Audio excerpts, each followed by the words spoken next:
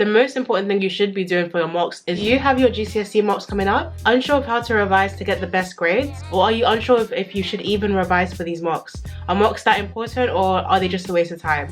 Find out in this video. So my name is Shola and I'm a final year dental student studying in London, and in today's video I'm going to be telling you all about mocks, whether they're important or not, how to revise for them, and how to utilize your mocks in the best way possible in order to get grade 9s and A stars in your GCSEs and A levels. So in 2018 I got all grade 9s and A stars in my GCSEs, and in 2020 I got all A stars in my A levels. A big part to playing these grades were actually mocks and how I used them to get the best grades. So let's talk about it. Mocks are a very controversial topic. When I was doing mocks at the time, in year 10 especially, I would just think this is such a waste of time. Like, we should just be revising for the actual exam. Like, all of these little mini tests, they're just taking up all of our time. In reality, these little mocks were what actually showed me where my weaknesses were and what I had to tackle before the exam. Think of mocks as basically a insight into the future. If you continue the way you are, if you don't revise any more from this point, that's probably the grade that you're gonna get, or the kind of outcome that you're gonna get. It basically just gives you a reality check. It's the closest thing to your actual exams that you will be sitting before your final exams. So it's really important that you take these seriously. So why do mocks matter?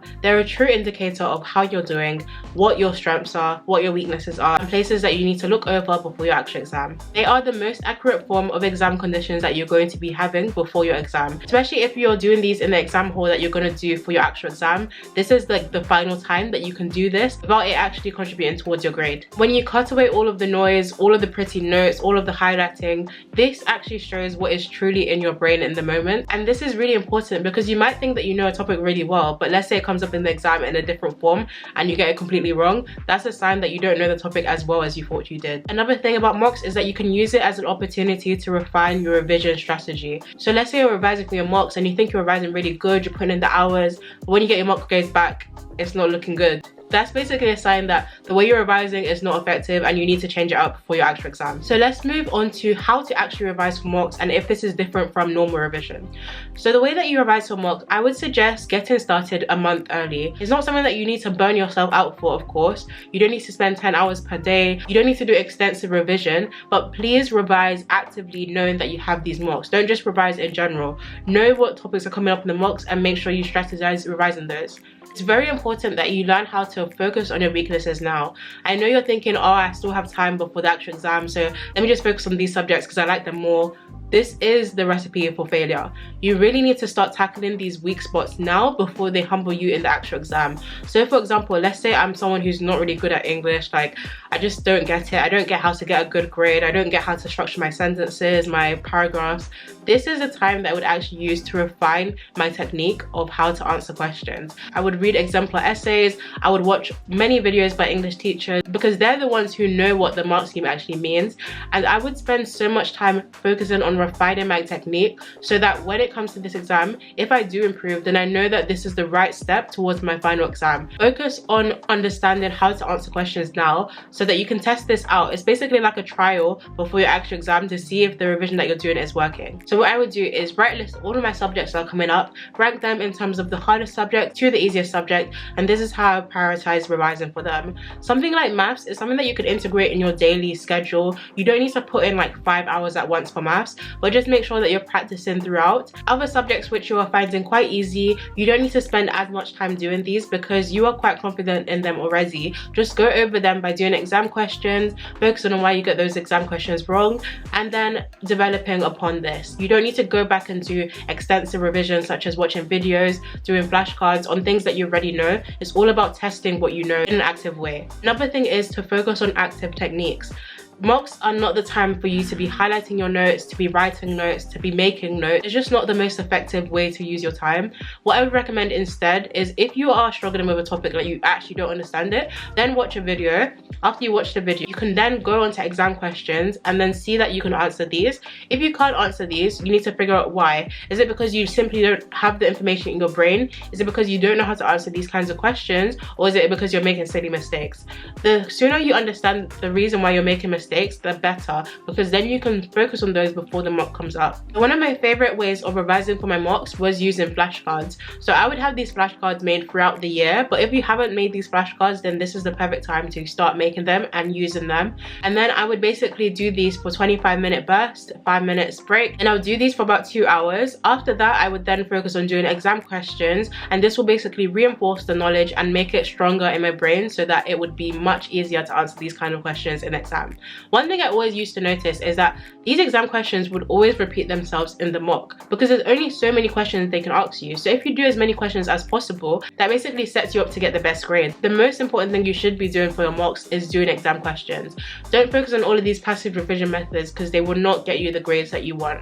The only thing is, if you're truly not understanding a topic, you may feel like you don't have enough time to go back to the basics, to go in your textbook, to go back to lessons, understand the topic. But there was one revision resource that helped me out in every single circumstance when it came to these last-minute revision. And that kind of brings me on to today's sponsorship, which is Pearson Revise. So Pearson is the world's leading learning company. They make amazing revision guides, workbooks, and have an online subscription which basically grants you access to all of their revision guides. The revision guides are incredibly condensed. They have all of the key information that you need and cut out all of the rubbish, so it means that you're spending your time as effectively as possible when revising. Another thing is they have such an amazing range for languages. So if you're learning a language, I know how hard it can be, especially a language that you're not fluent in, but these resources are honestly amazing and will transform the game when it comes to revising. So one thing that I really like about the revision guide is how it has worked examples. It has the key vocab that you need on the side and also any grammar rules that you need to remember for these topics. As well as this, it includes top tips for exam questions which will help you in preparation for your exam. This kind of format is so easy to read, especially when you're stressed out, you have so much to do.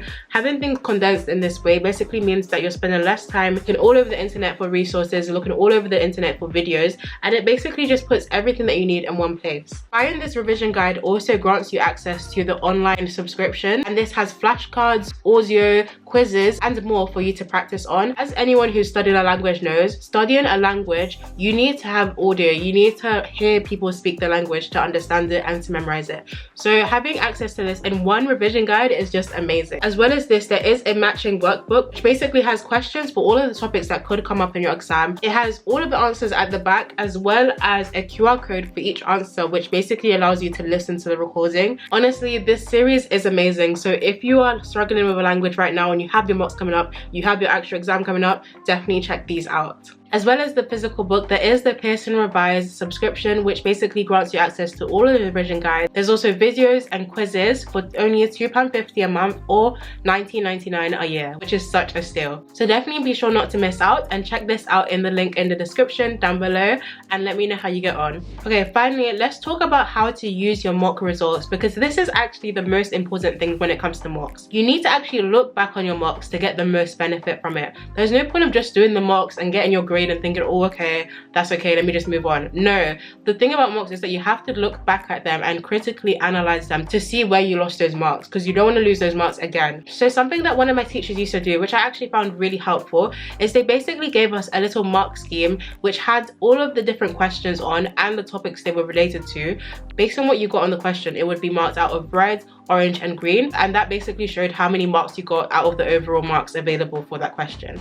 This basically straight up shows you these topics which are needing help, and it shows you what you need to focus on. Also, you don't necessarily need to lay it out like this. You need to go back on every question, see what topic it's related to, and see why you lost the mark. There are multiple reasons why you might lose marks, and one of the most common ones that I found, especially in my mocks, was nerves.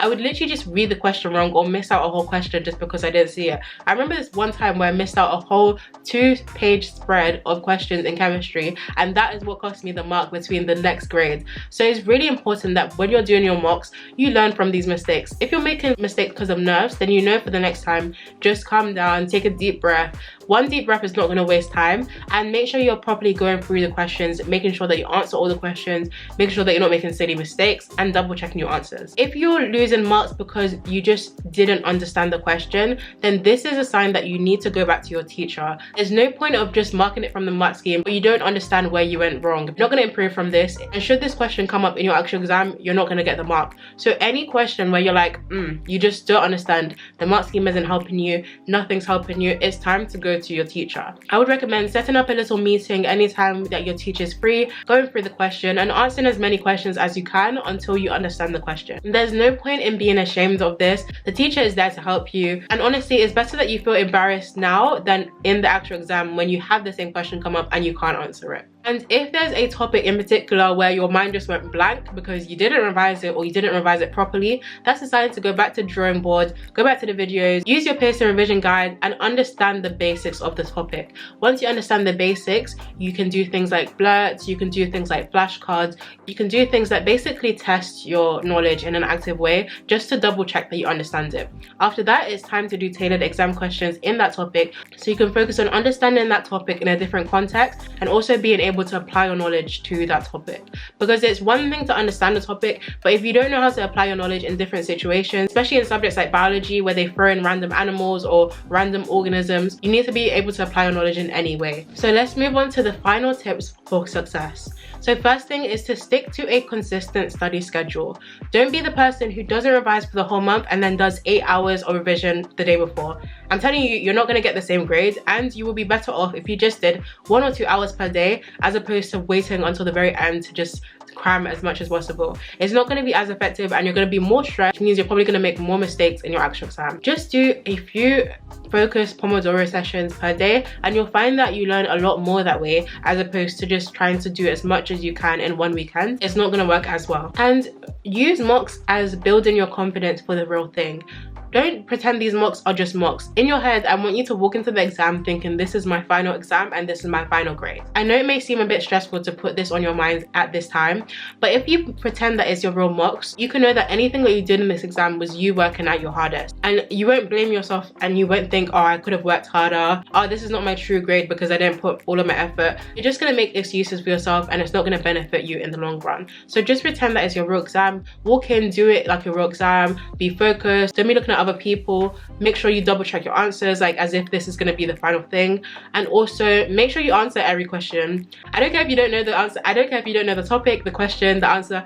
Just put down something. Pretend that this is your actual exam, because in your actual exam, I don't want you to leave any blanks. I want you to do as much as you can. As I always say, you want to maximize the amount of marks that you get in your paper. Leaving something blank is basically just giving yourself a big fat 0 on that question. You just want to make sure you get as many marks as possible, even if it's just guessing, because sometimes guessing actually does work. So guys, we're coming to the end of the video. I really hope you enjoyed it, and if you did, be sure to like, comment and subscribe. Definitely be sure to check out the Pearson Revised revision books, especially the ones for languages. They're absolutely amazing. I'll see you guys next time. Bye.